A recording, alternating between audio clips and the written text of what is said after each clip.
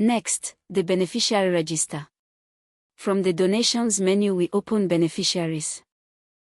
These are the people and organizations who receive assistance. We add one. Again, every field. The beneficiary name and its type here, a school, with a contact person, phone and email. Their address and an identification or registration number. Because this beneficiary is an organization, ZetaFisc opens a tax and compliance section, the tax identity a distribution to a registered body needs for fast e-invoicing and reporting.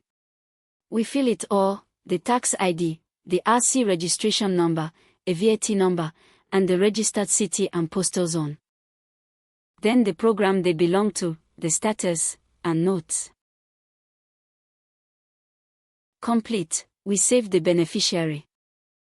The beneficiary is on the register now, ready to receive donated goods.